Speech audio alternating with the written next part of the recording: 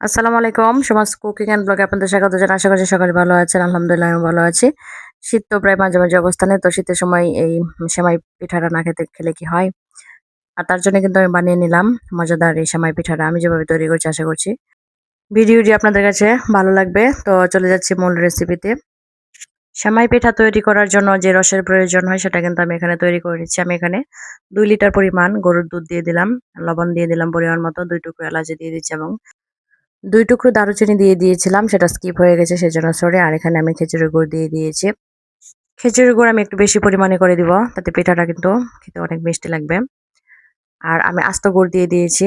আ গরম দুধের সাথে আস্ত গুড়গুলো কিন্তু একবারে গলে গেছে। গলে কিন্তু কালারটা চেঞ্জ হয়ে আসছে। আর এভাবে সাদা, সাদা ফেনা হলেও কিন্তু কোনো সমস্যা নেই। আস্তে, আস্তে কিন্তু ফেনাটা মিশে যাবে। আরেকটি পাতিলে কিন্তু আমি পানি গরম করে নিচ্ছি। পরিমাণ মতো কিন্তু লবণ দিয়ে দিলাম। দিয়ে আমি এখানে চাউলের গুঁড়ো দিয়ে দিচ্ছি।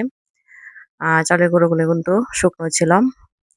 আর এখানে আমি ২ বাটি চালের গুঁড়ো দিয়ে দিয়েছি। আর ১ বাটি দিয়ে দিয়েছি আটা। আটাটা দিলে কিন্তু পিঠাটা অনেক নরম হবে।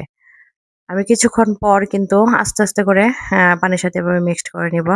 সুন্দর একটা কাই করে নিব। আর চুলার আগুনটা কিন্তু আমি এখানে লো হিটে করে রেখেছি।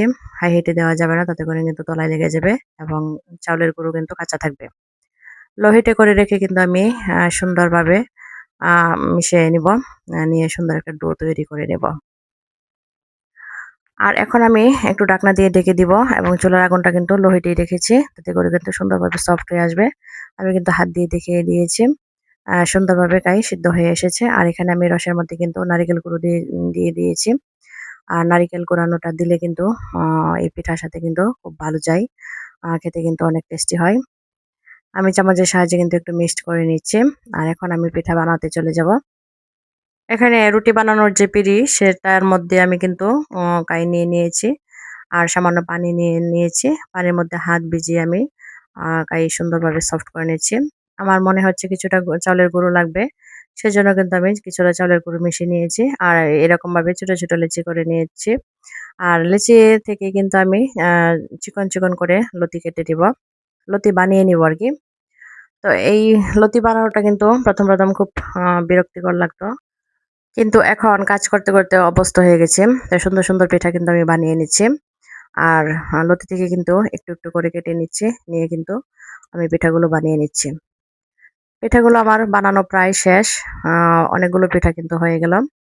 আর এদিকে যে আমি রস তৈরি করে নিয়েছিলাম, সেই রসটাও কিন্তু সুন্দরভাবে জাল হয়ে গেল। আর এখন আমি সবগুলো পিঠা দিয়ে দিচ্ছি। দিয়ে আমি কিন্তু সাথে, সাথে চামচ দিয়ে নেড়ে দিব না। তাতে করে কিন্তু ভেঙে যাওয়ার সম্ভাবনা থাকবে। আর আমি যেহেতু কাই করে নিয়েছি, সেহেতু সম্ভাবনাটা কিছু কম থাকবে। এবং এখানে চাউলের গুঁড়ো আর রস একসাথে গুলিয়ে আমি এই পিঠার মধ্যে দিয়ে দিব। তাতে করে কিন্তু রসটা অনেক গাঢ় হয়ে আসবে। পিঠাগুলো কিন্তু আমি নেড়ে-চেড়ে দেখিয়ে দিচ্ছি। খুব সুন্দর পিঠা তৈরি হয়ে গেল। এখন আমি নামিয়ে নিব।